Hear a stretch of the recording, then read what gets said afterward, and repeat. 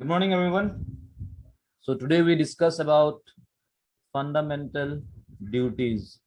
ठीक है, आज का जो हम लोगों का डिस्कशन है, देखिए ये फंडामेंटल ड्यूटीज के ऊपर है। इससे पहले जो भी सारा हम लोगों ने डिस्कस किया था, अब देखिए ये जो अपना फंडामेंटल ड्यूटीज है, मैंने देखिए इसके बारे में आपको बताया है, isn't it? I have told you about this and this is in which part, कौन से पार्ट में है ये बताइए। फंडामेंटल ड्यूटीज अपना कौन से पार्ट में है? सो this is in part 4A। ठीक है, हम लोग देखते हैं कि हम लोगों का कॉन्स्टिट्यूशन का पार्ट 4A में we have this fundamental duties. कब आया था ये, कब आया था? Okay, will move on to that. लेकिन कौन सा article? This is article 51A।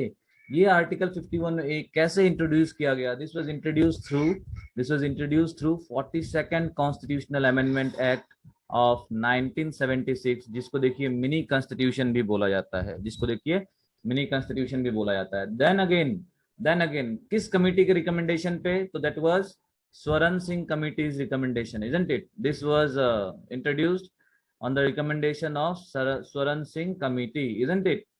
तो हम लोग देखते हैं कि ये स्वरण सिंह कमेटी है, they are coming up with the recommendations and accordingly क्या किया गया, देखिए अकॉर्डिंगली हम लोग का जो कॉन्स्टिट्यूशन है इसमें पार्ट 4A को इंट्रोड्यूस किया गया, जिसमें कि वी हैव फंडामेंटल ड्यूटीज। कहां से लिया है इसका आइडिया, कहां से आया है? तो दिस इज फ्रॉम यूएसएसआर। कितना fundamental duties are there? How many fundamental duties are there आज के डेट में? How many fundamental duties are there? Can you please tell me? जल्दी से आप मुझे बताएंगे क्या कितना फंडामेंटल ड्यूटी है? Yes, anyone? Anyone? No one? Okay, या 8, वेरी गुड। और कोई? और कोई? तो देखिए जो हम लोगों का करेक्ट आंसर है, the correct answer is 11। We have 11 fundamental duties today. Initially देखो जब ये 42nd कॉन्स्टिट्यूशनल अमेंडमेंट एक्ट के थ्रू पास किया गया था, तो इधर हम लोग देखते हैं 10 ड्यूटीज वेयर देयर। अब हम लोग देखते हैं one new duty was added. ठीक है, and this was through 86th constitutional amendment act of 2002। वो जो राइट टू एजुकेशन एक्ट जिसमें आया है, हम जिससे आया है, उसको हम लोग क्या देखते हैं, उसको यहाँ पे हम लोग देखते हैं कि इंट्रोड्यूस किया गया था, through that it was introduced. अब हम लोग देखेंगे इसका फीचर्स। देखिए सबसे पहले this is nothing but some moral duties as well as civic duties. इसमें हम लोग देखेंगे कुछ कुछ मॉरल ड्यूटीज है, कुछ कुछ सिविक ड्यूटीज है। सोसाइटी में रहने के लिए, अच्छी तरीके से रहने के लिए क्या सारा ड्यूटीज, सब कुछ इसमें डाला गया। जैसे कि देखिए सिविक ड्यूटी अगर बोला जाए तो respecting the constitution, respecting the national flag, respecting the national anthem, ये सारा देखो हम लोगों का सिविक ड्यूटी बन गया। फिर हम लोग देखते हैं कि जो अपना आइडियल्स ऑफ फ्रीडम स्ट्रगल जो था हम लोग का, देखिए कंट्री को आजाद करने में अ lot number of effort was taken, isn't it? हम लोग इतना इजीली इंडिपेंडेंस हम लोग को मिला नहीं था। बहुत हम लोग देखेंगे कि बहुत देखिए आपका स्ट्रगल किया गया, there was a huge struggle that too for a long period of time, and उसके बाद देखिए we gained independence, isn't it? तो जो भी सारा हम लोग का देखिए आइडियल्स था, ठीक है, फ्रीडम स्ट्रगल्स का जो भी सारा, फ्रीडम स्ट्रगल का जो भी सारा आइडियल्स था, उसको बचा के रखना देखिए that definitely is our duty, isn't it? आज के डेट में हम लोग ये सारा कुछ भूल गए हैं, but still that is a duty, isn't it? तो ये सारा कुछ देखो ये फंडामेंटल ड्यूटीज में इंक्लूड किया गया है। I will come on to that, बताऊंगा मैं आपको क्या क्या है, थोड़ा सा ऐसे ही ब्रीफ में। ठीक है, उसके बाद देखिए this is non justiciable. When I से दिस इज नॉन जस्टिसिएबल, इसका मतलब क्या हो गया? देखिए इसको लेके हम लोग कोर्ट में नहीं जा सकते हैं। If you are not following the fundamental duties also, no legal action can be taken against you. Okay, आपके अगेंस्ट में कोर्ट में हम लोग देखते हैं कि this is not enforced by the court. Then again हम लोग देखते हैं कि ये जो फंडामेंटल ड्यूटीज है, देखिए these are confined to citizens only, these duties are not extended to foreigners. ठीक है, हमको क्या देखना है? These duties are confined to citizens only. ये देखिए जो हम लोगों का रेसिडेंस है, जो हम लोगों का सिटीजन्स है हम लोग के कंट्री का, सिर्फ उन लोग के ऊपर ही लागू हो रहा है, उन लोग के लिए ही है। बाहर का जो फॉरेनर्स है देखिए उन लोग के लिए ये नहीं है। तो है क्या क्या फंडामेंटल ड्यूटीज में? तो सबसे पहले हम लोग देखते हैं, देखिए यहाँ बोला गया है रेस्पेक्टिंग द कॉन्स्टिट्यूशन को रेस्पेक्ट करना है, नेशनल फ्लैग को रेस्पेक्ट करना है। ठीक है नेशनल फ्लैग को रेस्पेक्ट करना है। फिर हम लोग देखते हैं नेशनल एंथम को रेस्पेक्ट करना है। So all this things have been given, all this things have been given. उसके बाद फिर हम लोग देखते हैं कि जो we need to follow the noble ideas of religion, ये follow the noble ideas of freedom struggle. ठीक है, फ्रीडम स्ट्रगल का जो भी सारा आइडियाज था उसको हम लोगों को फॉलो करना है, उसको हम लोग को देखिए अपहोल्ड करना है। We need to uphold and protect the sovereignty, unity and integrity of the nation. We need to defend our country. जब भी देखिए कोई नेशनल सर्विस के लिए अगर हमको बुलाया जाएगा, नेशनल सर्विस के लिए अगर हमको कॉल दिया जाएगा, तो definitely we need to defend our country with all our might. ठीक है, जो हम लोगों का सब कुछ मतलब जितना हम लोगों का देखिए शक्ति है, उससे हमको अपना कंट्री को डिफेंड करना है। Then comes to promote harmony and spirit of common brotherhood among all. ठीक है, ये जो हम लोगों का डिफरेंसेस है, linguistic differences, religious differences, regional differences, ये सारा को दूर करते हुए, ये सारा को पार करते हुए, we need to promote the idea of brotherhood. This is very much essential. See यहाँ बस वही सारा बात लिखा गया है which will take our country ahead. If the citizens follow all these things, this will take our country ahead. Then again, we need to preserve the rich heritage of the country. Okay, we have a very composite culture, isn't it? We have a very rich heritage, rich history है हम लोगों का। तो देखिए उसको हमको बचा के रखना है, उसको हमको आगे लेके चलना है। Then we need to protect the natural environment also, which again is a very, you can say, important issue today, isn't it? We see कि देखो एडमेंट डिफोरेस्टेशन हो रहा है। फिर हम लोग देखते हैं बहुत सारा देखिए आपका जो पॉल्यूटेंट्स है उसको हम लोग रिलीज कर रहे हैं एनवायरनमेंट में। So this needs to be checked. ये देखो सारा कुछ अपना जो फंडामेंटल ड्यूटी है उधर भी मेंशन किया गया है। Okay, very few people know कि all this things are there. We need to protect our forest, lakes, rivers, wildlife, all this things are very much important. Then देखिए यहाँ बोला गया we need to safeguard the public property. साथ ही साथ देखिए last जो अपना 11 वाला जो था, that is we need to provide opportunities for students और फॉर चाइल्ड और world between the age of 6 to 14। उन लोगों को देखिए स्कूल भेजने का, उन लोग को पढ़ाने का जो रेस्पॉन्सिबिलिटी है उसको भी हम लोगों को दिया गया है। And this was through 86 constitutional amendment act of 2002। सो ये था देखिए हम लोगों का फंडामेंटल ड्यूटीज, ये था हम लोगों का fundamental duties. Now fundamental duties को लेकर देखिए one more thing is important. एक और इम्पोर्टेंट चीज इसमें क्या आता है देखिए, तो यहाँ एक कमिटी बनाया गया था। देखिए यहाँ हम लोग देखते हैं one committee was formed and that committee is known as Verma committee बोला गया। उसको क्या बोला गया देखिए, वर्मा कमिटी। ओके, तो हम लोग देखेंगे what is this Verma committee in respect to fundamental duties. तो ये देखिए बात है आपका 1999 का। ठीक है, ये बात है आपका 1999 का and this is known as justice Verma committee. So this justice Verma committee ने देखिए एक रिपोर्ट प्रेजेंट किया। इन लोगों को देखिए एक टास्क दिया गया था and they came up with a report and they said कि जो हम लोगों का एजुकेशन सिस्टम है, जो हम लोग का देखिए एजुकेशन सिस्टम, जो हम लोग का टीचिंग है देखिए, उसमें we need to include this fundamental duties. बच्चा को जो अपना सिटीजन है, सिटीजन को अर्ली चाइल्डहुड में, मतलब सॉरी चाइल्डहुड में, मतलब जब उन लोगों का स्टूडेंट्स का पीरियड है, जब उन लोगों का स्टूडेंट्स स्टेज रहता है, उस टाइम में साथ ही साथ देखिए we need to include this in school curriculum. Teachers education also, teachers को एडुकेशन में भी देखिए फंडामेंटल राइट का नॉलेज, फंडामेंटल राइट का इंपॉर्टेंस को समझाने का बात बोला गया है, so that all these things can be imparted to the childrens also. ठीक है, जो बच्चा लोग देखिए उन लोगों को भी बताया जा सके। इसको देखिए हायर एजुकेशन में, प्रोफेशनल एजुकेशन में भी इंक्लूड करने का रिकमेंडेशन दिया गया था by this justice Verma committee in the year 2000। Okay, ये रिपोर्ट जो देखिए बना था ये 1999 में एंड इन लोगों ने 2000 में अपना जो अपना रिपोर्ट है उसको प्रेजेंट किया था। अब यही जो भी चीज है देखिए, उसके बाद एक you can say one report is published. Okay, and that report is known as national commission. ये आपको आगे भी मिलने वाला है, ये इंपॉर्टेंट है। National commission to review the working of constitution, to review the working of the constitution. This again was during the period of Atal Bihari Vajpayee. Okay,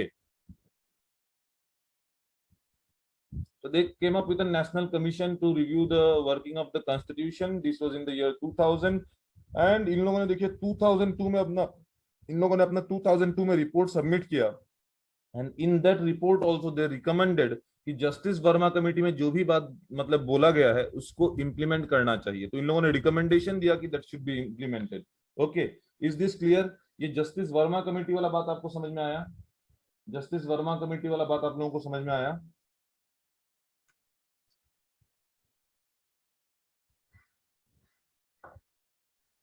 is this clear? So we will see. देखिए as of being a citizen, अगर हमको देखिए rights को जानना जरूरी है तो duties को भी जानना बहुत ज्यादा जरूरी है। ठीक है। जब देखिए इसको इंट्रोड्यूस किया गया था पार्लियामेंट में, तो इंदिरा गांधी ने उस टाइम में देखिए इन सपोर्ट ऑफ दिस लेजिस्लेशन, इस फंडामेंटल राइट्स के सपोर्ट में, सी सेड की rights and duties, okay, rights and duties go hand in hand, okay, and she is saying कि there is a moral value of fundamental duties, okay, तो ये जो अपना fundamental duties है ये क्या है, these are moral values, जो क्या करेगा हम लोग का जो डेमोक्रेसी है, देखिए डेमोक्रेसी को बैलेंस करने के लिए ये बहुत जरूरी है। अगर आपको आपका राइट्स मालूम है तो डेफिनेटली देखिए आपको ये भी जानना चाहिए कि आपका क्या सारा ड्यूटीज है, ओके, क्या सारा ड्यूटीज है for the nation, for the society and for the community. Is this clear? समझ में आ गया आप लोगों को? समझ में आ गया? See, questioning is very much important. ठीक है, अगर आप लोग देखिए इन द लॉन्ग रन, अभी तो ये तो अपना क्रैश कोर्स है, ठीक है, but in the long run what ever you study ना, जो हम लोग का देखिए डिटेल वाला कोर्स होता है, मैं वहां हमेशा बताता हूं you need to ask why, okay, you need to ask why, कि पीछे का रीजन क्या है। देखिए बचपन से क्या हुआ ना, हम लोग का जो क्वेश्चनिंग एबिलिटी था उसको देखिए एनहेंस नहीं किया गया, उसको प्रमोट नहीं किया गया। What was the reason behind that? The reason behind that was the education system which we had. Education system कहां से शुरू होता है? तो हम लोगों ने देखा था ये ब्रिटिश एजुकेशन सिस्टम है बाय मिस्टर मकाउले। हाँ कि ना, कल हम लोगों ने देखा था ही वॉज एन एंग्लिसिस्ट, और वहां से देखिए हम लोग का एजुकेशन सिस्टम शुरू हुआ। अब ब्रिटिशर्स नहीं चाहेगा कि we should question much, okay. देखिए क्वेश्चनिंग क्या करता है ना, questioning enhances your knowledge and makes you wise. ठीक है, ये जो क्वेश्चनिंग है इट मेक्स यू वाइज। हमारे यहाँ देखिए स्कूल में भी था, स्कूल में क्वेश्चनिंग को उतना प्रमोट नहीं किया गया था। अगर आप ज्यादा सवाल करने से टीचर थोड़ा सा खराब पा जाता था, सोचता था कि आप टीचर को डाउन दे रहे हो, नहीं तो टीचर को मतलब टीचर के साथ सही बिहेव नहीं कर रहे हो। बट ऐसा कोई बात नहीं है, okay, you need to ask questions, okay. अगर कुछ भी आपके दिमाग में आ रहा है तो आप पूछिए, और अगर दिमाग में नहीं आ रहा है ना तो दिमाग में लाना शुरू कीजिए। Ask questions to yourself. जब देखिए आप क्वेश्चंस पूछोगे ना, then you will be opening up to a lot number of possibilities. कोई भी चीज सुन के जस्ट बिलीव कर लेना और उसको क्वेश्चन करना, दोनों में देखिए बहुत two, these are two different things, okay. If you just believe things, if you just believe things, कोई किसी ने भी कुछ भी बोल दिया और आप अगर उसको बिलीव कर रहे हो, यू आर नॉट क्वेश्चनिंग, तो आप बन जाते हो, देखो क्या बन जाते हो आप बन जाते हो follower, okay. Once you believe that thing, अगर आप किसी को चीज को भी सच मान लेते हो ना, तो फिर उसके बारे में आप और खोजना बंद कर दोगे, बिकॉज यू फील कि यस हाँ मुझे पता चल गया, you will shut the door. But if you try to search for things, if you try to go to the concept, अगर आप उसका जड़ में जाने का कोशिश कर रहे हो, अगर आप उसके पीछे का बैकग्राउंड क्या है वो जानने का कोशिश कर रहे हो, तो उससे क्या होगा, देखिए immense amount of knowledge will be gained, okay. अभी तो मैं बता रहा हूं आपको, ये क्रैश कोर्स है, otherwise I would have told you, okay.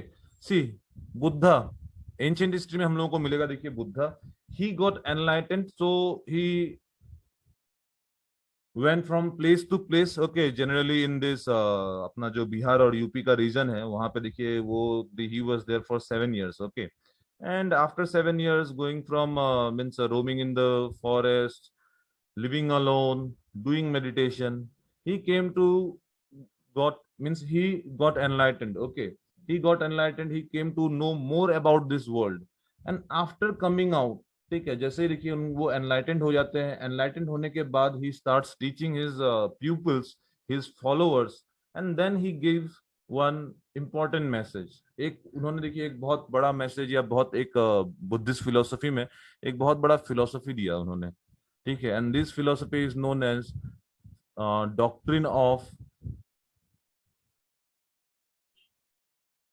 Doctrine of causation,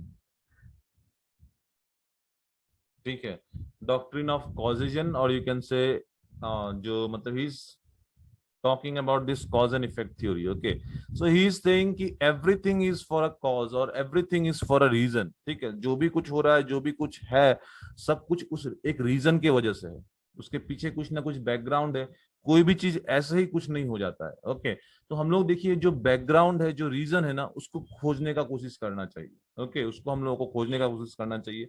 try to inculcate all this habits, okay, try to bring all these habits in you, long run में बहुत मदद आएगा। आज ही सब नहीं करना है, आज ही मैं आपको सारा कुछ एकदम नहीं करने बोल रहा हूँ, बट स्लोली एंड इवेंचुअली ये जो हैबिट है ना, देखिए ये हैबिट को डेवलप कीजिए, बहुत जरूरी है। ठीक है, बहुत जरूरी है। आज आप लोगों का कुछ एक एस्पायरेशंस है, कल आपका एस्पायरेशंस बदल भी सकता है, but this habit will help you through out. ठीक है, आप कुछ भी कर रहे हो ना, ये हैबिट आपको बहुत मदद करेगा। And after a period of time you will enjoy knowing things. चीजों को जानने में देखो, देखिए आपको मजा आने लगेगा। तो ये सारा चीज हमको फॉलो करना पड़ेगा, सो दैट इंटरेस्ट आ जाए। एक बार इंटरेस्ट आ जाएगा तो you will love doing things. Okay, and interest is very much necessary. मैं जो देखिए daily daily I take around 7 hours class. ठीक है, 6 आवर्स क्लास। और ये 6 आवर्स के क्लास के लिए मुझे देखिए फिर खुद से भी प्रिपेयर करना पड़ता है। ठीक है, but I never feel tired. ठीक है, क्यों बोलिए? क्योंकि मुझे मजा आता है। ठीक है, तो ये मजा आना बहुत जरूरी है। अगर आपको मजा नहीं आएगा ना, तो फिर वो सजा लगने लगेगा।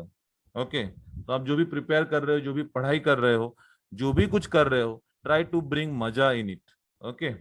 ओके, तो ये था देखो हम लोगों का फंडामेंटल ड्यूटीज का बात। ये था हम लोगों का फंडामेंटल ड्यूटीज का बात। फंडामेंटल ड्यूटीज यहाँ पे आके खत्म हो गया। अब आप पूछ सकते हो सर उस टाइम में ही क्यों फंडामेंटल ड्यूटी निकाला गया? 42nd कॉन्स्टिट्यूशनल अमेंडमेंट एक्ट में फंडामेंटल ड्यूटी क्यों लाया गया? तो देखिए, आपको याद होगा during that period this is going on, ये क्या था, अपना इमरजेंसी चल रहा था। और इमरजेंसी से पहले हम लोग देखते हैं बहुत सारा प्रोटेस्ट, बहुत सारा हम लोग देखते हैं गवर्नमेंट के अगेंस्ट में rallies and all this things were happening. And वहां हम लोग देखते हैं कि गवर्नमेंट प्रॉपर्टी को बहुत नुकसान पहुंचाया गया। एंड जो सिटीजन्स था देखिए, दे were not you can say in an organized way, they were not in an organized way, complete non violent protest या non violent rallies नहीं था ये। तो हम लोग देखते हैं बहुत तरीके का, मतलब गवर्नमेंट को बहुत सारा लॉसेस होता है। ठीक है, and eight that time Indira Gandhi, she was a very strong and very powerful lady and she was a very strong prime minister. And she decided कि नहीं, अब जो सिटीजन्स है इन लोगों का क्या क्या ड्यूटीज है वो भी बताना जरूरी हो चुका है। राइट टाइम हैज कम कि the citizens of India should know about their duties also. So for that reason this was introduce. But लेकिन देखिए इसका एक नेगेटिव सेटबैक ऐसा हो गया कि these are non justiciable. These are non justiciable. तो आप करो नहीं करो, आपके ऊपर कुछ मतलब जुडिशियल एक्शन नहीं लिया जा सकता है। तो है, अब लोगों को पता भी नहीं है।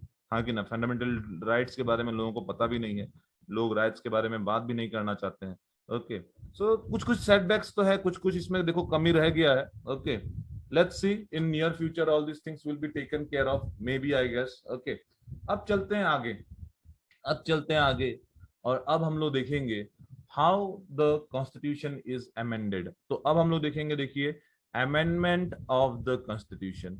ये जो अमेंडमेंट प्रोसीजर है ये कहां से लिया गया था, बताएंगे क्या? ये जो अपना अमेंडमेंट प्रोसीजर है ये लिया कहां से गया था? From which country? आप लोग क्वेश्चन नहीं पूछोगे तो मैं तो भाई बहुत क्वेश्चन पूछूंगा। ठीक है, मैं तो बहुत क्वेश्चन पूछूंगा। Yes, give a try guys. कहां से लिया गया था? Very good. और कोई? और कोई? Wonderful, wonderful. इस तरीके से अगर आप लोग देखिए चीजों को याद रखेंगे, इस तरीके से अगर आप जो भी हम लोग पढ़ रहे हैं, जो भी हम लोग फोकस कर रहे हैं, उसको अगर आप उसको रिवाइज करेंगे, एमसीक्यू सॉल्व करेंगे ना, तो definitely you are going to clear. आपका जो प्रीलिम्स वाला जो पार्ट है ना, वो डेफिनेटली क्लियर होगा, मार्क माय वर्ड्स। ओके, चलते हैं। देखिए, तो दिस अमेंडमेंट प्रोसीजर जो है, देखिए ये साउथ अफ्रीका से लिया गया था। Now it has been introduced in part 20। ये देखो हम लोग का कॉन्स्टिट्यूशन में पार्ट 20 में है। एंड द आर्टिकल इज, एक ही आर्टिकल है, देखो आर्टिकल 368। ठीक है, मैंने आपको बताया था हम लोग का जो कॉन्स्टिट्यूशन है, देखिए this is a blend of rigidity and flexibility. ठीक है, रिजिडिटी क्यों है? देखिए क्योंकि देखो हम लोग का कॉन्स्टिट्यूशन को अमेंड करना इतना इजी नहीं है। कोई कोई ऐसा पार्ट है, कोई कोई ऐसा जगह है, देखिए जहां कॉन्स्टिट्यूशन को अमेंड करना इतना इजी नहीं रहता है। फर्स्ट थिंग, दैट्स व्हाई इसको बोला गया rigid, same like the American constitution. American constitution बहुत रिजिड है, उसको मतलब अमेंड करना थोड़ा सा मुश्किल है। ठीक है, उसके बाद again in our constitution itself बहुत सारा देखिए ऐसा जगह है, बहुत सारा ऐसा प्लेसेस है जहां हम लोग देखते हैं कि इसको बहुत इजीली अमेंड किया जा सकता है। ठीक है, बहुत easily, just by a simple majority it can be amended. तो दैट्स व्हाई ब्रिटेन के तरह, तो दैट्स व्हाई देखिए इसको बोला गया blend of rigidity and flexibility. Next, Kesavananda Bharati case, 24 April 1973। वहां पे सुप्रीम कोर्ट ने बोल दिया कि देखो भाई, कॉन्स्टिट्यूशन को जितना अमेंड करना है करो, कोई टेंशन नहीं है, but you cannot amend the basic features और the basic structure of the constitution. You cannot amend the basic structure of the constitution. ये बेसिक स्ट्रक्चर का जो कंसेप्ट है देखिए, ये कब आया? This came in the year 24 April 1973। ठीक है, तो अब हम लोग देखेंगे कि व्हाट इज द प्रोसीजर। ये जो अपना आर्टिकल 368 है, इसमें क्या कुछ मेंशन किया गया है कि how we need to amend the constitution. Bill नहीं बनाने का बात कर रहा हूं, मैं बोल रहा हूं कॉन्स्टिट्यूशन को बदलने का बात। Okay, I am talking about the amendment of the constitution. So let us move on to the procedure. देखते हैं कि इसको किया कैसे जाता है, इसको किया कैसे जाता है। तो सबसे पहले देखिए, ये जो अपना अमेंडमेंट करना है, देखिए इसके लिए देखिए one bill needs to be introduced. एक कॉन्स्टिट्यूशनल अमेंडमेंट बिल इंट्रोड्यूस करना पड़ेगा। और ये जो बिल है देखिए, this can be introduced only in the parliament. तो क्या करना पड़ेगा देखिए, अ बिल कैन बी, और bill must be, not can be, a bill must be initiated or introduced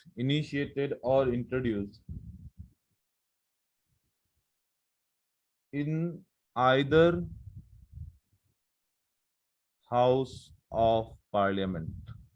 You cannot introduce this constitutional amendment bill in state legislature। मतलब अपना जो विधानसभा है, विधानसभा में नहीं किया जा सकता है। आप लोकसभा राज्यसभा में दोनों में से कोई भी एक हाउस में इंट्रोड्यूस कर सकते हैं। ठीक है, उसके बाद देखिए ये जो बिल है देखिए, this bill can be introduced bye a minister. इसको देखिए एक मिनिस्टर इंट्रोड्यूस किया जा सकता है, मिनिस्टर इंट्रोड्यूस कर सकता है, और a private member. Okay, this can be introduced by private member also.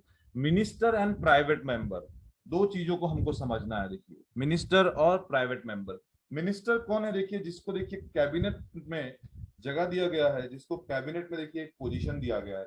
अब आपने देखा होगा कि कल ना परसों परसों there was a reshuffle in the cabinet, isn't it? We saw there was a reshuffle in the cabinet, and in this reshuffle what do we see? ये जो देखिए रीशफलिंग किया गया, यहाँ हम लोग क्या देखते हैं, इधर हम लोग देखते हैं कि सबको बहुत सारा मतलब नया जो अपना मिनिस्टर्स था, दे टुक ओथ। ओके, दे टुक ओथ, और उन लोगों को देखिए नया नया पोर्टफोलियो दिया गया है। तो जिनको पोर्टफोलियो मिल रहा है, जिनको उस दिन ओथ दिलाया गया, every one of them is minister. और बाकी लोग कौन है? देखिए बाकी लोग है अपना प्राइवेट मेंबर, मतलब जितना भी बाकी अपना एमपीज है, दोज आर प्राइवेट मेंबर। तो मुझे ये बताइए, जो हम लोगों का तापिर गांव है, इज ही अ मिनिस्टर और a private member? Is he a private member? नावाम रेबिया क्या होगा? Yes, he is a private member. Very good. नावाम रेबिया क्या होगा?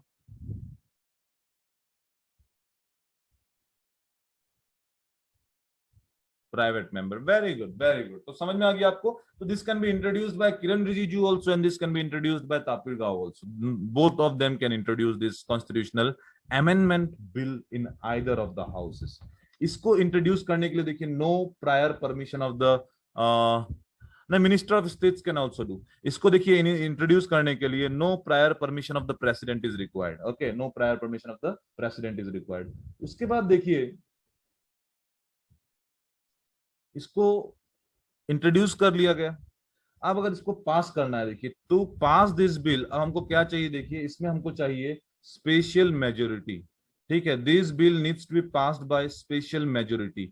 ये जो स्पेशल मेजोरिटी है ये क्या है मैं आपको बताऊंगा। ठीक है, अब passed in both the houses. ठीक है, this bill needs to be passed in both the houses by special majority. Okay, okay, passed in both the houses by a special majority।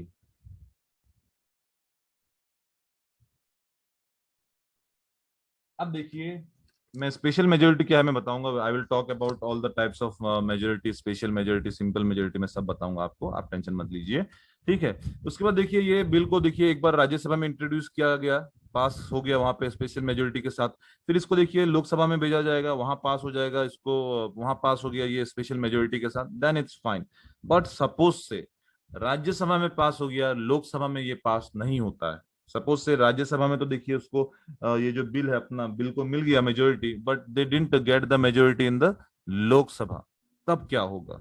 तो देखिए इस तरीके का जो डेडलॉक का जो सिचुएशन है, डेडलॉक का सिचुएशन के लिए no provision of joint sitting is there, no provision of joint sitting is there. Can you please tell me, ये जो जॉइंट सिटिंग है, joint sitting of both the house of parliament, ये हम लोगों ने कहां से लिया है? ये हम लोगों ने कहां से लिया है?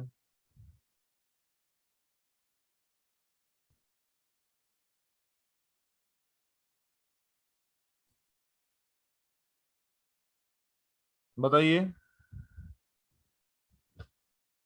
जल्दी से। जॉइंट सिटिंग का जो प्रोविजन है, ये हमारे कॉन्स्टिट्यूशन में कौन से कॉन्स्टिट्यूशन से आया है? From the constitution of which country?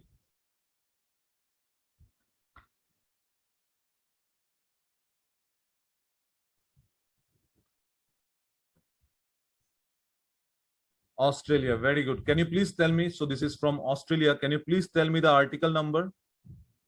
Can you please tell me the article number? Oh wonderful, wonderful, very good, awesome I will say. ठीक है, मैं फिर से कहना चाहूंगा, क्या बात, क्या बात, क्या बात। Okay, so this has come from Australia and the article number is 108। ठीक है, लेकिन ये जो 108 में जो भी फैसिलिटीज, जो भी देखिए आपका जॉइंट सिटिंग का प्रोविजन दिया गया है, this is not applicable on constitutional amendment bills.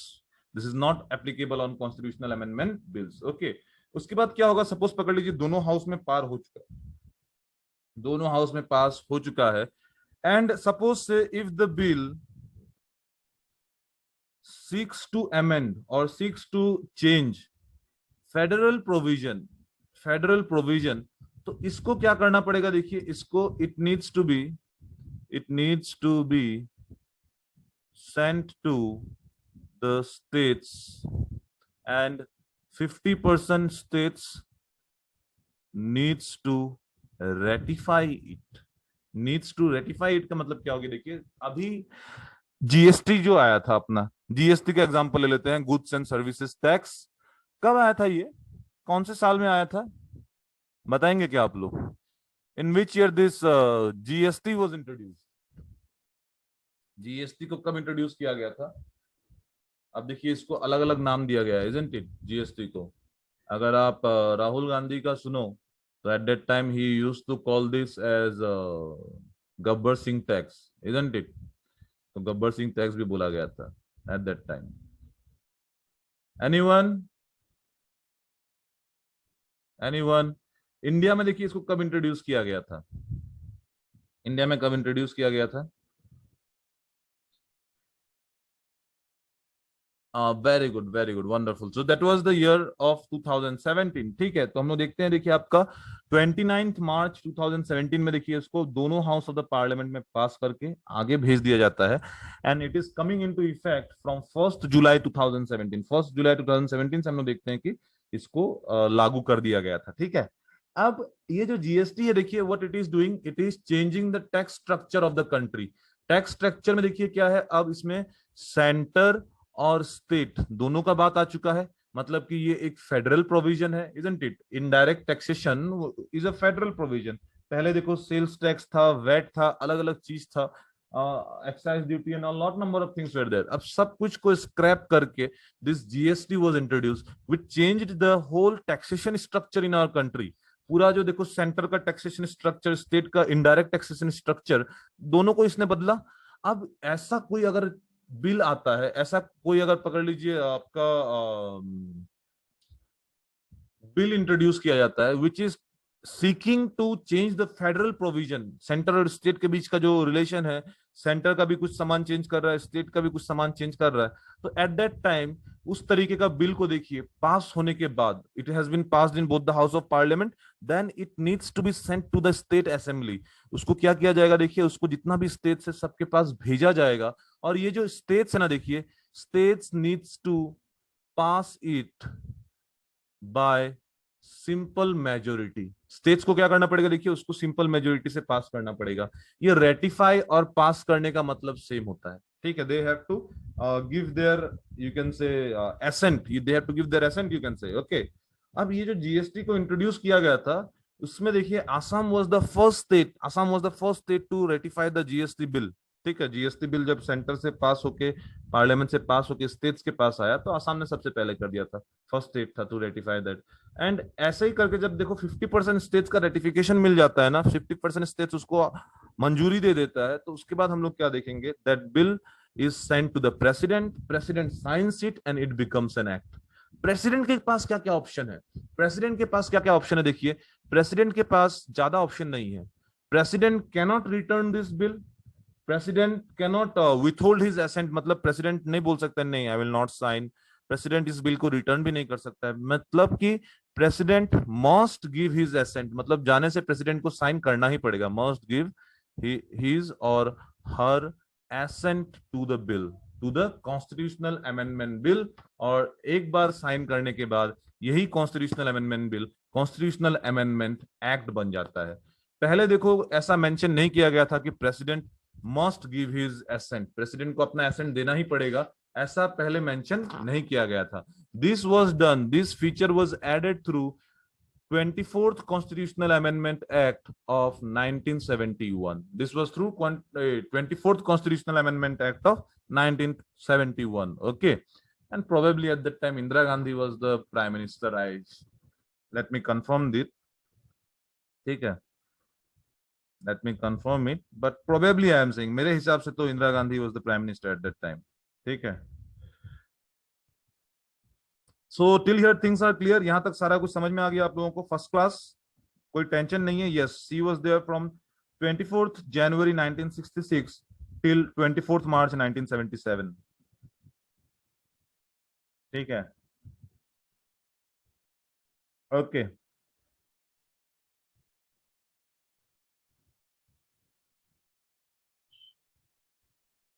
Anyone,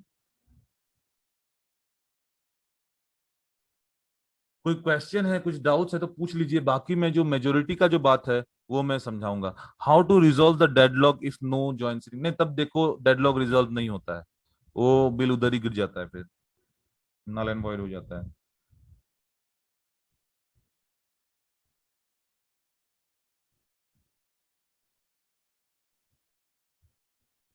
okay,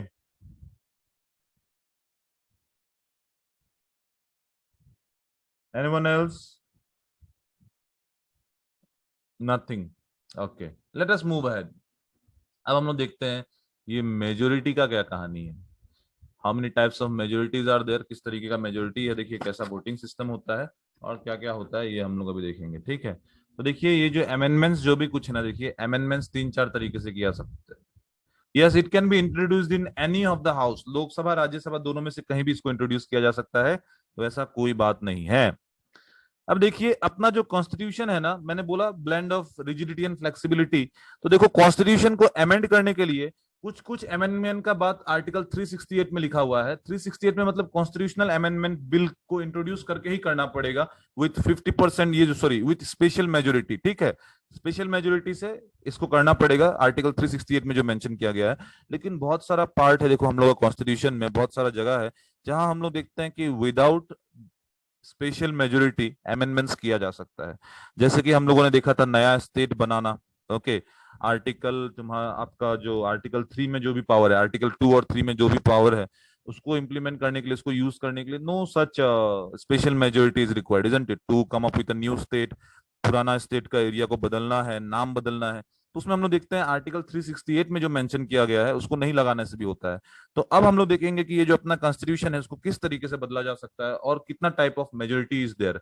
तो एक है देखो अपना सिंपल मेजोरिटी, एक है अपना सिंपल मेजोरिटी, दूसरा है हम लोगों का देखिए special majority of the parliament, special majority. And the third one is special majority with ratification of the states. ठीक है, ये वाला क्या है देखिए, special majority and ratification of half of the states, ratification of half of the states. Yes, कुछ है तो बताइए। हाँ, ठीक है। अब देखते हैं आगे स्पेशल मेजोरिटी, सिंपल मेजोरिटी के बारे में। तो देखो सिंपल मेजोरिटी, नाम में देखो सिंपल लिखा हुआ है, तो ये भी देखो सिंपल ही है। Okay, this is also simple. What we need to do, इसमें देखो हमको चाहिए 50% प्लस वन का मेजोरिटी। ये क्या होगा देखो, 50% प्लस वन, जितना आदमी प्रेजेंट है हाउस में उसका 50% प्लस वन अगर हमको मिल जाता है, कोई भी एक बिल हो रहा है, कोई भी एक चीज इंट्रोड्यूस किया गया है, तो हम लोग देखेंगे that bill is said to be passed, that bill is considered to be passed। ठीक है, तो यहाँ देखो बहुत सारा प्रोविजंस आर देयर जिसको देखो सिंपल मेजोरिटी से पास किया जा सकता है, जैसे कि नया स्टेट बनाना। देन अगेन एबोलिशन और creation of legislative council. Legislative council, state में लेजिस्लेटिव काउंसिल होगा या नहीं होगा, अगर उसको इंट्रोड्यूस करना है तो वो भी सिंपल मेजोरिटी से होता है, अगर उसको खत्म कर देना है तो वो भी सिंपल मेजोरिटी से होता है। अगर देखिए जो सेकंड शेड्यूल में जो भी कुछ मेंशन किया गया है, इमोलुमेंट्स, अलाउंसेस, सैलरीज को बढ़ाना है, सिंपल मेजोरिटी से हो जाएगा। फिर हम लोग देखते हैं कि देखिए use of English language in the parliament, this can also be amended bye simple majority. Use of official languages, citizenship का जो बात हो गया, यूनियन टेरिटरीज का जो बात हो गया, election to the parliament and state legislature, fifth schedule, six schedule, ये सारा का सारा देखो सिंपल मेजोरिटी से ही अमेंड कर दिया जा सकता है। All this can be amended through simple majority.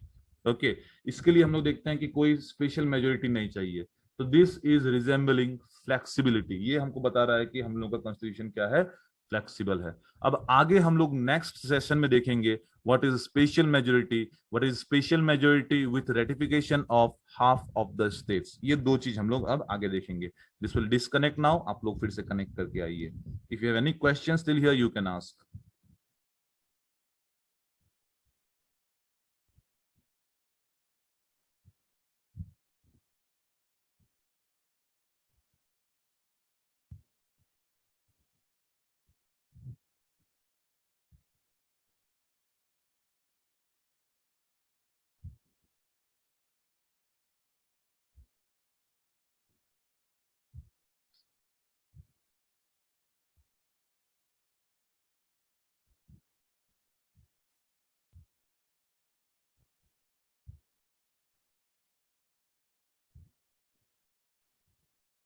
Yes, anyone? If you have anything, you can ask. If you have anything, you can ask.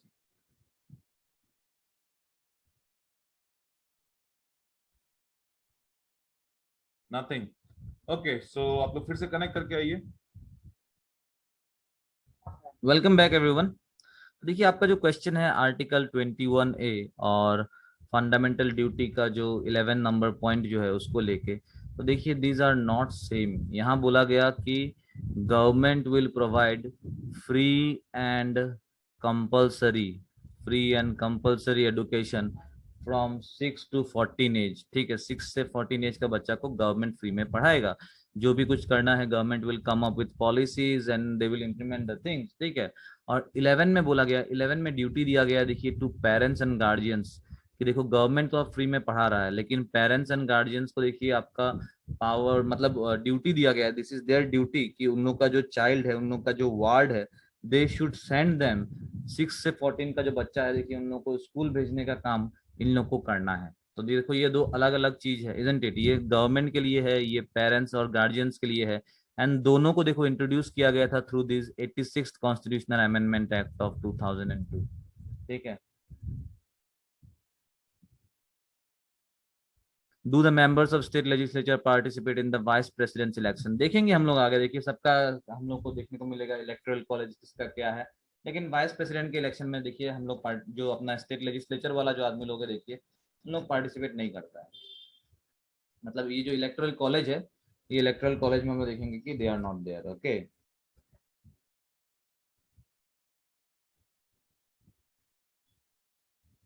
Only parliament का आदमी लोग ही है उसमें। ठीक है,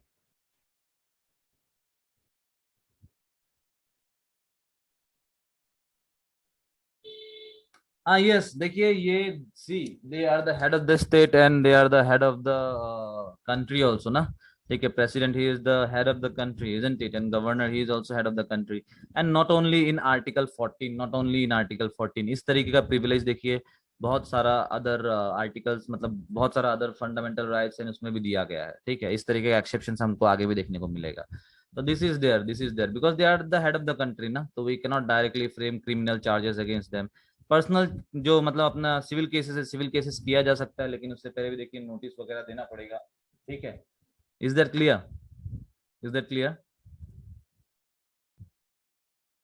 तो चलिए अब हम लोग देखते हैं अपना मेजोरिटी वाला बात, जो मेजोरिटी का बात चल रहा था, मेजोरिटी वाला बात देखते हैं। तो सिंपल मेजोरिटी हम लोगों ने देखा। Next we will be doing this special majority. Special majority के साथ क्या करना है, स्पेशल मेजोरिटी में क्या कुछ होता है, ये अब हम लोग देखेंगे। ठीक है, देखो नाम ही दिया गया है स्पेशल मेजोरिटी। ओके, तो definitely something special is there, isn't it? पहले वाला सिंपल था तो समझने में भी सिंपल था, इजंट इट? देखिए स्पेशल मेजोरिटी इज टेलिंग कि यहाँ पे चाहिए अपने को, यहाँ जब हम लोग मेजोरिटी बोलते हैं ना, तो इसका मतलब हो गया देखिए 50% of the total strength, 50% of the total strength. ठीक है, मतलब total strength of the house, total strength of the house हो गया। उसके बाद फिर देखिए नेक्स्ट हम लोगों ने देखा 50% of the total strength of the house, ये तो देखो ब्रैकेट में है। ओके,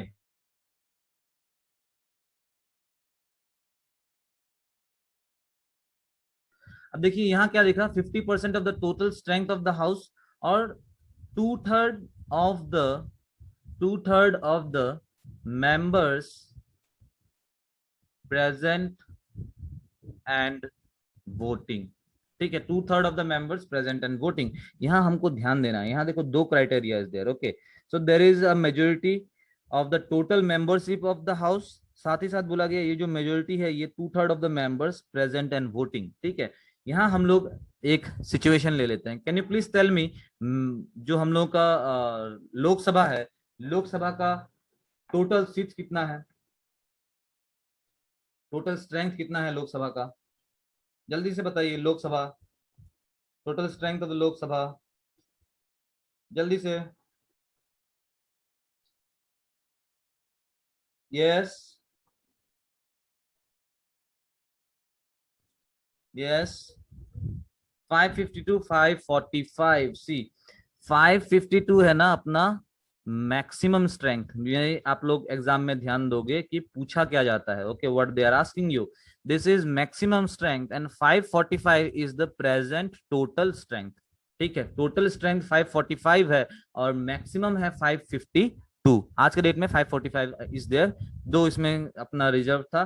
ठीक है, रिजर्वेशन था एंग्लो इंडियंस के लिए, लेकिन उसको अभी स्क्रैप कर दिया गया है।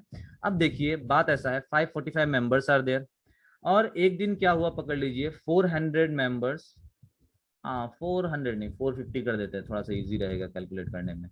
तो 450 members were present on a day जब बिल को इंट्रोड्यूस किया गया, बिल के ऊपर वोटिंग है। तो उस दिन देखो 450 मेंबर्स आया हुआ है, 450 मेंबर्स आया हुआ है, एंड टोटल इज 545। अब ये जो 450 है देखिए, 450 का हमको टू थर्ड निकालना पड़ेगा। तो टू थर्ड में हो जाएगा देखिए ये अपना 300, इजंट इट? 300 मेंबर्स अगर वोट कर रहा है for that particular bill, in favour of that particular bill, तो वो बिल क्यों, अब हम लोग देखेंगे वो बिल पास होगा कैसे होगा। देखिए ये तो क्राइटेरिया नंबर 1 है, two third of the members present and voting, और यहाँ जो नंबर निकलने वाला है, यहाँ जो आंसर निकलने वाला है, that should be more than 50% of the total strength, मतलब कि ये 50% ऑफ द टोटल स्ट्रेंथ होना पड़ेगा। ठीक है, टोटल स्ट्रेंथ होना पड़ेगा। 50% ऑफ द टोटल स्ट्रेंथ कितना होगा, देखिए 545 का आधा 546 कर देते हैं, नहीं तो 545 का आधा कितना होगा, देखिए 273, 273 इजंट इट? तो हमको चाहिए होगा आपका देखिए 273 आदमी।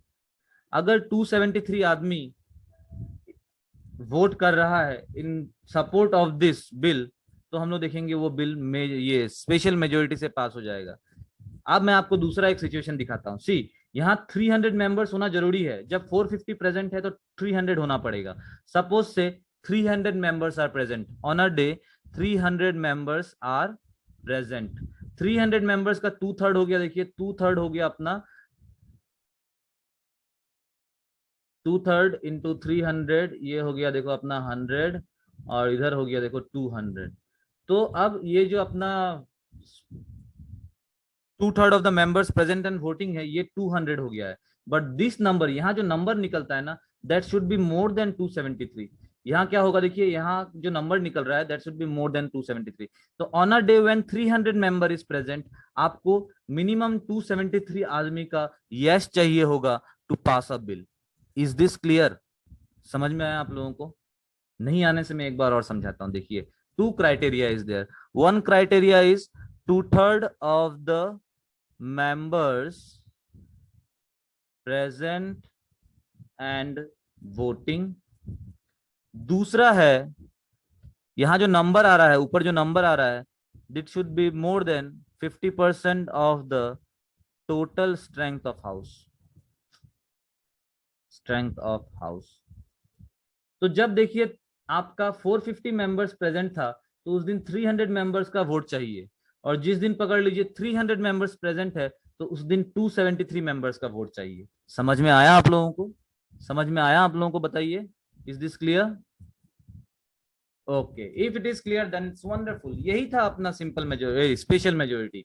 बस यही था अपना स्पेशल मेजोरिटी। दो क्राइटेरिया है, दो क्राइटेरिया को हमको देखना है, दो क्राइटेरिया को अपने को चेक करना है। Very good, late us move ahead, let us move ahead. Okay, late us move ahead, आगे बढ़ते हैं। आगे बढ़ के देखते हैं the third one that is special majority, special majority and ratification of the states, of the states. तो ये तो मैंने आप लोगों को बता ही दिया है। देखिए कि अगर कोई भी फेडरल प्रोविजन को बदला जा रहा है, if any federal provision is seeked to be changed, okay, तो हम लोग को क्या करना पड़ेगा? एक तो पहले देखो स्पेशल मेजोरिटी से पास करना पड़ेगा, both the house of parliament. अभी बस लोकसभा का एग्जांपल दिया था, the same applies for Rajya Sabha also, ठीक है। एंड उसके बाद हमको क्या करना पड़ेगा, जो बाकी स्टेट्स है 50% ऑफ द स्टेट्स के पास भेज देना पड़ेगा, मतलब सारा स्टेट्स के पास भेज देना पड़ेगा। And if the 50% of the states, अगर 50% of the states they are ratifying, they are passing it, तो वो बिल पास हो जाएगा, वो बिल क्या हो जाएगा? पास हो जाएगा। ये जो स्टेट्स का जो रेटिफिकेशन है, ये कैसे होगा? देखिए, ये सिंपल मेजोरिटी से ही हो जाता है, ये अपना सिंपल मेजोरिटी से ही हो जाता है। Is this clear? Is this clear? So this was all about the amendment procedure. ये हो गया देखिए हम लोग अमेंडमेंट प्रोसीजर के बारे में।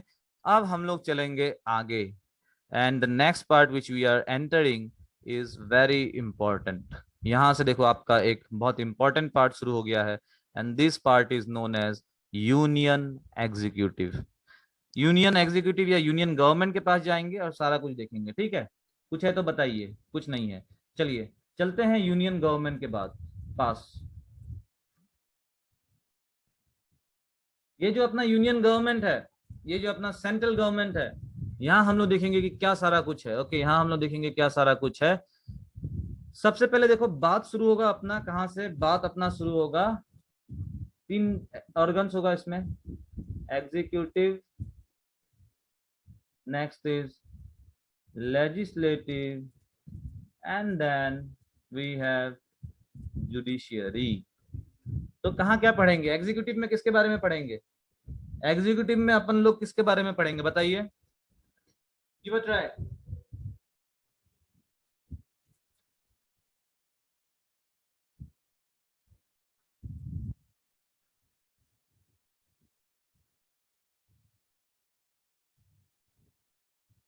यस,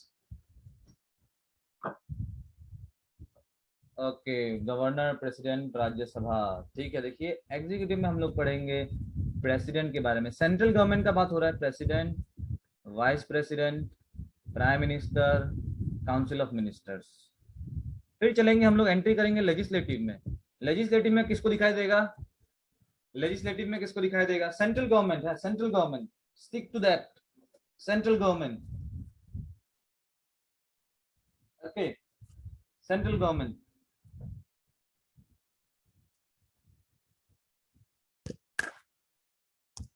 लेजिस्लेटिव में, यस वेरी गुड, लेजिस्लेटिव में हम लोग का जो पार्लियामेंट है, लोकसभा, सॉरी राज्यसभा और लोकसभा। और जुडिशियरी में हम लोग देखेंगे हम लोगों का सुप्रीम कोर्ट को, ठीक है, जुडिशियरी में हम लोग देखेंगे अपना सुप्रीम कोर्ट को, ठीक है। चलते हैं, देखना शुरू करते हैं, will not wait much. So this is part 5 of the Indian constitution. आज से आपका पार्ट 5 हो चुका है sir. So we assent of 14 states only, yes 14 states only. 14 plus 11 दिया है आपने, 11 नहीं समझ में आया, 14 स्टेट, नहीं नहीं 1 नहीं चाहिए, 14 स्टेट्स का होने से हो जाएगा, ठीक है, 50% का होने से हो जाता है। अभी देखिए, part 5 of the Indian constitution is about union government. यहाँ पे क्या है, देखिए अपना यूनियन गवर्नमेंट है, ठीक है। अब ये पार्ट 5 का देखिए, अपना जो पार्ट 5 है इसको हम लोग देखिए we can divide it into 5 chapters. तो नंबर 1 होगा देखिए द यूनियन एग्जीक्यूटिव, पहला होगा देखो अपना the union executive. This will be from article 52 to 78।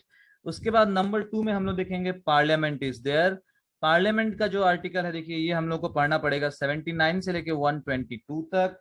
Then we have number 3 that is legislative power of president. ये क्या है देखिए, legislative power of president. President का कुछ कुछ देखिए लेजिस्लेटिव पावर होता है, मतलब कि प्रेसिडेंट का कुछ कुछ लॉ बनाने वाला पावर होता है। ये मेंशन किया गया है आर्टिकल 123 में, बहुत जरूरी है ये। इसका दूसरा नाम है देखिए ordinance making power, ordinance making power of president, that is in the article 123. Then comes number 4. Number 4 talks about the union judiciary. Union judiciary जब मैं बोल रहा हूं तो आपको क्लियरली अंदाजा हो जाना चाहिए कि आई am talking about the supreme court only. ये देखिए 124 से लेके 147 तक है। और जो देखिए अपना नंबर 5 है that is CAG, controller and auditor general, controller and auditor general. ये हो गया देखिए अपना 148 से लेके 151 में है, ठीक है। तो अपने को 52 से लेके 151 तक अभी जानना है, 52 से लेके 151 तक जानना है। ये पार्ट में ना आप पूरा अच्छा अपना जो फोकस है, you will be providing your complete focus here, okay, because this is a huge part. Once this is completed, उसके बाद क्या है बताइए, उसके बाद पानी ही पानी है। क्यों? Because the same will be for the state legislature also. जो भी कुछ इधर पढ़ेंगे ना तो हम लोग देखेंगे मैक्सिमम प्रोविजन जो होता है, मैक्सिमम प्रोविजन हम लोग देखते हैं कि सेम रहता है अपना स्टेट गवर्नमेंट के लिए भी, ठीक है। तो इधर अपना फोकस ज्यादा रहना चाहिए। Once we complete this you can say अब major portion of the polity has been completed. Let us move ahead, let us move ahead. अब देखिए, हाँ एक क्वेश्चन रह गया, इतना बात कर लिया तो एक क्वेश्चन पूछ ही लेते हैं। ये जो controller and auditor general of India का जो पोस्ट है, ये हम लोगों ने कौन से कंट्री से लिया है, मतलब इसका जो आइडिया है, इसका जो सोर्स है कौन सा कंट्री है? Can you please tell me that, can you please tell me that?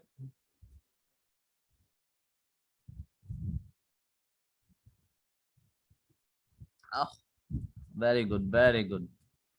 बस ऐसे ही चलते रहना है, ओके, ऐसे ही आंसर्स करते रहना है, ऐसे ही चलते रहना है, and definitely you will be there, ठीक है। डेफिनेटली मैं आप लोगों को देख रहा हूँ as whatever is your dream, जो भी आपका ड्रीम है, देखिए SI बनना, नहीं तो जो भी गवर्नमेंट एग्जाम क्लियर करने का आपका ड्रीम है, definitely you will B clearing this. मेहनत आप लोग सही कर रहे हो, ओके, मेहनत आप लोग सही कर रहे हो। बस यही जो एक्सिलरेशन है ना, एक्सिलरेशन डेली डेली बढ़ते जाना चाहिए। You need to accelerate. कल थोड़ा किया था, आज थोड़ा सा और, कल थोड़ा सा और, इस तरीके से you need to accelerate. Definitely you are going there, definitely you are going there. Let us move ahead, let us move ahead and let us start with mister president. तो देखिए हम लोगों का president, the president, this the president is the head of the country, he is the head of the state, he is the first citizen. ये कौन है देखिए, ये है अपना कंट्री का फर्स्ट सिटीजन। जो भी काम होता है देखो प्रेसिडेंट के नाम में ही होता है। He acts as an symbol of unity, integrity and solidarity of the nation, okay. He is a symbol of unity, integrity and solidarity for the nation of India. He is the president. अगर आपको तो अभी देखिए सभी को पता ही होगा president कौन है हम लोगों का। तो अब हम लोग देखेंगे कि ये जो प्रेसिडेंट है, how he has come to that position. तो ये जो प्रेसिडेंट का जो इलेक्शन होता है ना, ये इलेक्शन ऑफ प्रेसिडेंट को हम लोग देख लेते हैं, जहां से देखिए अच्छा खासा क्वेश्चंस आ जाता है, जहां से हम लोग देखते हैं अच्छा खासा क्वेश्चंस आ जाता है। ये जो अपना इलेक्शन ऑफ प्रेसिडेंट है, this is mentioned in article 54। Article 54 talks about the president of election, sorry, election of president, ठीक है। it talks about the election of president। यहाँ हम लोग क्या देखते हैं, देखिए इंटरेस्टिंगली यहाँ हम लोग देखते हैं कि he is not directly elected, he is not directly elected. हम लोग देखेंगे कि he is indirectly elected, not directly elected, मतलब हम लोग इलेक्ट नहीं कर रहे हैं, हाँ कि ना। ही is the symbol of Republic also, okay. ये जो अपना कंट्री रिपब्लिक हम लोग बोलते हैं, this is because of the president, he is the head of the country and he is chosen by the people, but not directly, he is chosen indirectly. तो देखिए अब हम लोग बात करेंगे प्रेसिडेंट का इलेक्टोरल कॉलेज के बारे में, कि कौन सारा आदमी लोग एलिजिबल है to give vote for the election of president. सबसे पहले देखिए, elected member of both the houses of parliament, elected members of both the houses of parliament, मतलब कि जो सारा इलेक्टेड है सिर्फ उन लोग को ही आपका देखिए वोटिंग करने का राइट है। राज्यसभा में 12 नॉमिनेटेड मेंबर्स आर देयर, उन लोगों को वोटिंग करने का राइट प्रेसिडेंट के लिए नहीं है, उन लोगों को वोटिंग करने का राइट प्रेसिडेंट के लिए नहीं है। आगे चलेंगे, एक देख लिया elected members of the both the house of parliament. फिर हम लोग देखते हैं, देखिए elected members of legislative assemblies of the state, इन लोग भी कर दिया। फिर हम लोग देखेंगे elected members of legislative assemblies of union territory. कौन कौन सा union territory? Union territory of Delhi and Puducherry, ठीक है। दिल्ली एंड पुदुचेरी में हम लोग देखेंगे कि जो भी सारा इलेक्टेड मेंबर्स है लेजिस्लेटिव असेंबली का, उन लोगों को भी देखिए वोटिंग करने का राइट दिया गया है। तो these are the people who are voting for the election of president. Next हम लोग देखते हैं, देखिए अगर सपोज पकड़ लीजिए कोई एक स्टेट में प्रेसिडेंट्स रूल लगा हुआ है और उन लोगों का जो असेंबली है वो डिसॉल्व है। Suppose let us take an example of the state of Jammu and Kashmir. It is not a state now, बस I am just referring it, okay. ये अभी देखिए जम्मू एंड कश्मीर स्टेट नहीं है, तो चलिए इसका एग्जाम्पल नहीं लेते हैं, हिमाचल चलते हैं। हिमाचल नहीं, उत्तराखंड चलते हैं, वहां थोड़ा सा पॉलिटिकल इंस्टेबिलिटी भी हमको देखने को मिल रहा था बार बार, इजंट इट। अभी थोड़े दिन पहले वहां का जो सीएम है देखिए, उन्होंने रिजाइन करके a new CM has been introduced, isn't it. तो देखते हैं, अभी पकड़ लीजिए हम लोग चलते हैं उत्तराखंड, और उत्तराखंड में क्या होता है, सपोज से अपना जो उन लोग का जो असेंबली है, लेजिस्लेटिव असेंबली है, वो डिसॉल्व हो जाता है। डिसॉल्व हो जाता है मतलब कि जो पार्टी है they can not prove majority, उन लोग अपना सपोर्ट में एमएलए को नहीं ला पाता है, और हम लोग देखते हैं कि वहां का जो असेंबली है वो डिसॉल्व हो चुका है। इन दैट सिचुएशन आप पकड़ लो फिर से प्रेसिडेंट का इलेक्शन आ जाता है, तो इन दैट सिचुएशन उत्तराखंड का देखिए जितना भी एमएलए था, they will cease to be qualified to vote for the president, they will not be eligible to vote for the election of president। ये आपको समझ में आया? अगर फ्रेश इलेक्शन हो रहा है, ठीक है, और जो अपना प्रेसिडेंशियल इलेक्शन है उसके टाइम में भी हो गया, मतलब सपोज पकड़ लीजिए कि प्रेसिडेंट का इलेक्शन है और अगर उससे पहले फ्रेश इलेक्शन हो जाता है तो then that is a different thing, but if no fresh election is there then they will not be eligible to vote, okay, ठीक है। इसके बाद नेक्स्ट चलते हैं, यहां तो हम लोगों ने देख लिया, ये था अपना इलेक्टोरल कॉलेज, 3 इलेक्टोरल कॉलेज हम लोगों ने देखा। अब ये वोट होता कैसे, देखिए, तो this vote is in accordance with proportional representation, ठीक है। ये वोट जो होता है देखिए, ये प्रोपोर्शनल रिप्रेजेंटेशन के हिसाब से होता है, representation, okay, and this is by means of single transferable vote. ये क्या है देखिए, सिंगल ट्रांसफरेबल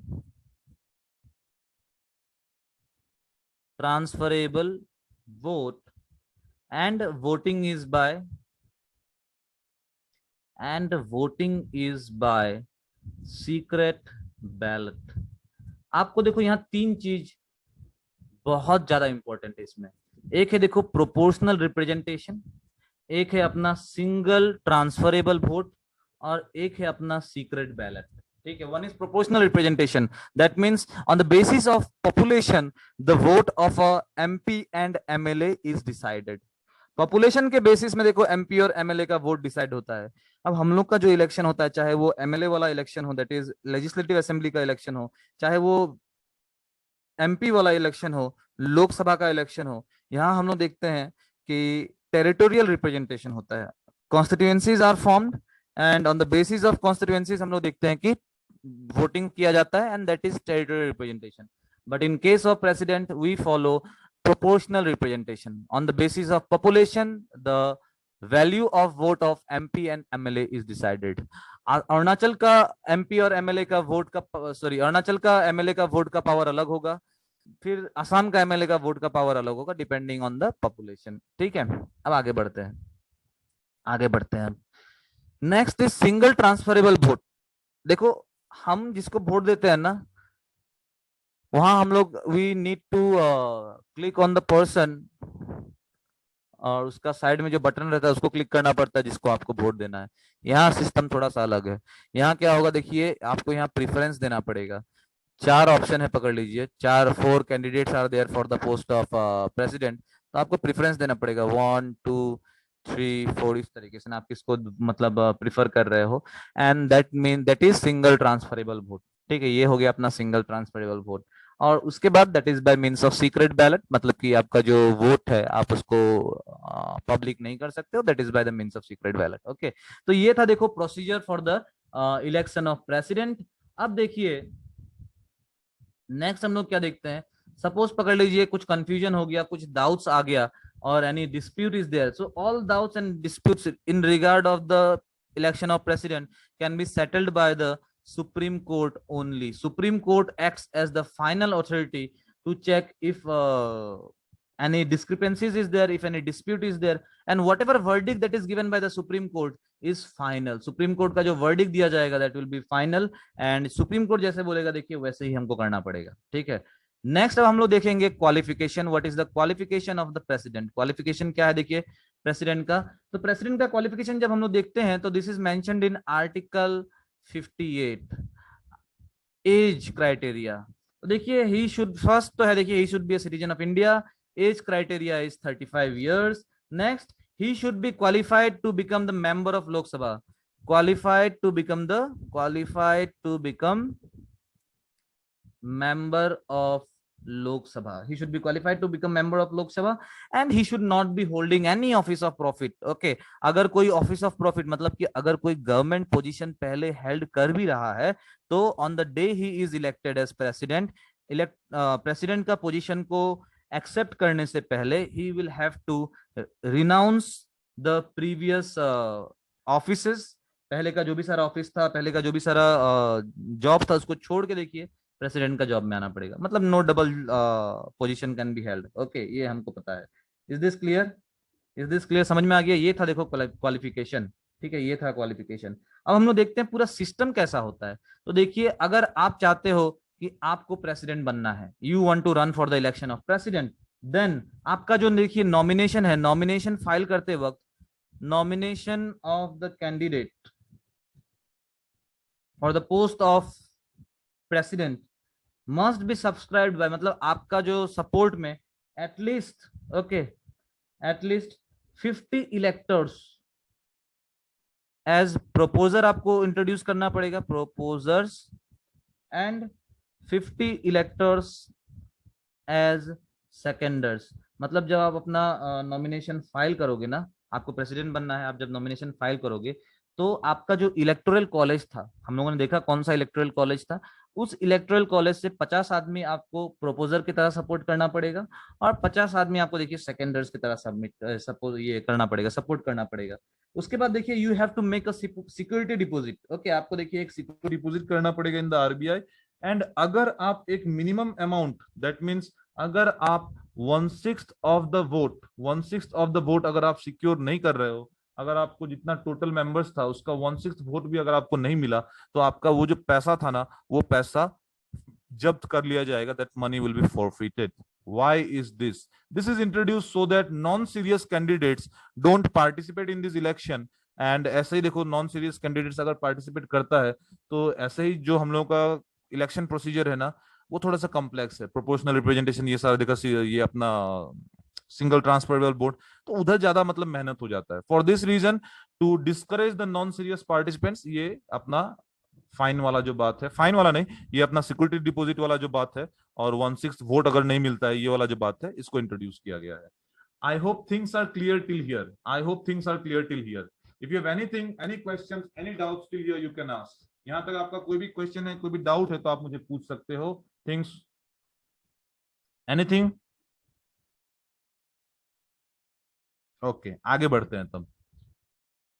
प्रोपोजर एंड सेकेंडर, देखिए इन सपोर्ट, ठीक है। अभी ये जो अपना वो होता है ना, क्या बोलते हैं, अगर आप पकड़ लीजिए कुछ एक कॉलेज का इलेक्शन ही पकड़ लेते हैं, ठीक है, स्टूडेंट यूनियन का इलेक्शन आप लोग पकड़ लेते हैं, तो उधर भी अगर आप अपना कैंडिडेचर देना चाहते हो ना, नॉमिनेशन फाइल करते हो, तो उधर भी आपको प्रोपोजर्स का सिग्नेचर चाहिए, सेकेंडर्स का सिग्नेचर चाहिए, मतलब people those who are supporting you. Okay, people those who are supporting you. Now there are some conditions. There are some conditions of president's office. President का जो ऑफिस है देखिए, उसका कुछ कुछ कंडीशन होता है अपना। क्या सारा कंडीशन होता है देखिए, तो this is mentioned in article 59 में ये मेंशन किया गया है। What are the conditions of president's office? सबसे पहले हम लोग देखते हैं कि देखिए, he should not be the member of the houses. Okay, he should not be, और अगर मेंबर है भी तो रिनाउंस करना पड़ेगा। He should not be member of parliament or state legislature. He should not be the member of parliament or state legislature. And if he is a member, then on the day which he is entering the office of the president, he will have to renunciate. उसको जो पुराना position है उसको छोड़ना पड़ेगा। Next, again, he is entitled to have means he is entitled to stay at Rashtrapati Bhavan. तो राष्ट्रपति भवन में देखिए जो रहने का जो फैसिलिटी है उनको दिया गया है। जो भी पर्क्स जो है, मतलब जो भी सारा सुविधा है, जो भी प्रिविलेजेस है, जो भी सैलरीज है, इमोलूमेंट्स हो गया, अलाउंसेस हो गया, everything is everything will be provided, ठीक है। एक और चीज देखिए, ये जो इमोलूमेंट्स है, ये जो सैलरीज है, ये जो भी सारा प्रिविलेजेस है, this cannot be diminished, this cannot be diminished, cannot be diminished during his term. मतलब कि अगर एक प्रेसिडेंट आज 1,50,000 रुपया का सैलरी में एंटर करता है, medical allowance and all this things अलग अलग है, तो उसको देखिए थ्रू आउट हिज टर्म, जब तक टर्म खत्म नहीं होता है, उसको कम नहीं किया जा सकता, उसको बढ़ाया जा सकता है। ओके, उसको हम देखते हैं कि बढ़ाया जा सकता है। Is that clear? Can not be diminish during his term. उसके बाद फिर हम लोग देखते हैं कि he is enjoying personal immunity. He is enjoying personal immunity as a president. Whatever decision he is taking, उसके ऊपर देखिए कोई भी एक्शन आप नहीं ले सकते हो। No legal liability is there for any type of official actions which he is taking. Okay, और आर्टिकल 14 वाला प्रिविलेज तो हम लोगों ने देखा ही था। आर्टिकल 14 वाला जो प्रिविलेज है हम लोगों ने तो देखा ही था। ओके, नेक्स्ट अब हम लोग देखेंगे, can you please tell me, ये जो सैलरीज एंड प्रिविलेजेस है, किसको कितना सैलरी मिलना चाहिए, ये कौन सा शेड्यूल में लिखा हुआ है? कौन सा शेड्यूल में लिखा हुआ है?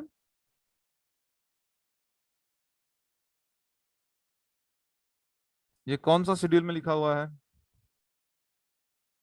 Okay, very good, TE. पहला था टेरिटरी, दूसरा था emoluments and salaries. Next, oaths and affirmation. Oaths and affirmation कौन सा कौन सा उसमें लिखा हुआ है, कौन सा शेड्यूल में लिखा हुआ है? सो दिस इज आर्टिकल 60, ठीक है, ओथ्स एंड एफर्मेशन। अब देखो, सब कोई को ओथ लेना पड़ेगा। अभी आपने देखा होगा वो बैक 2 days बैक, जिस दिन आपने देखा होगा ये जो कैबिनेट को जो रीशफल किया गया था, जितना भी देखो नया मिनिस्टर्स आया था, सब कोई को हम लोग देखते हैं कि ओथ दिलाया गया था। They were administered oath along with कोई कोई एफर्मेशन भी लिया हो सकता है, पता नहीं, लेकिन ओथ्स एंड एफर्मेशन का प्रोविजन था। तो ये जो ओथ्स एंड एफर्मेशन है, ये कौन से शेड्यूल में है, बताएंगे क्या आप लोग? कौन से शेड्यूल में है?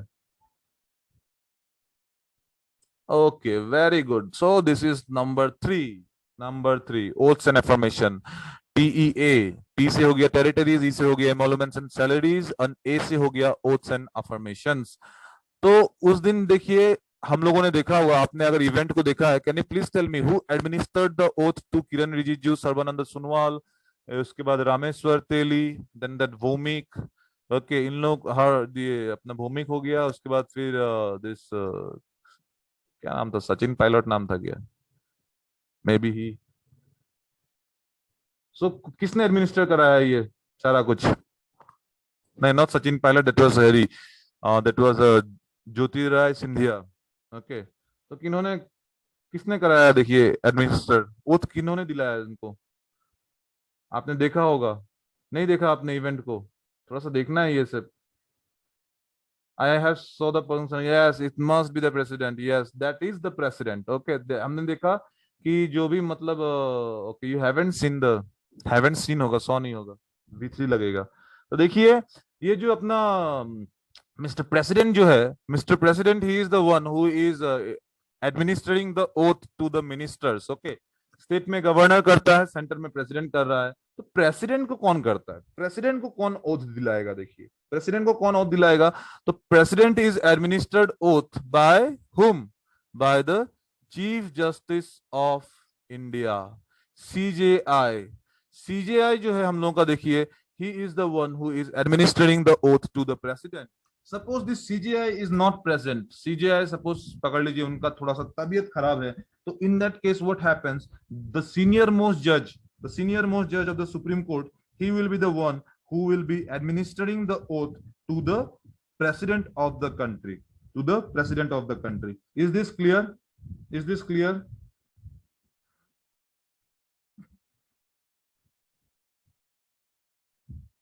Is this clear? ओके चलिए नेक्स्ट बात, CGI कौन है? CGI कौन है अपना? Who is the CGI? Who is the CGI of a country? नाम बताइए, नाम बताइए। Yes very good, so that is NV Ramana. Okay that is NV Ramana. And कितना नंबर है, कितना नंबर है?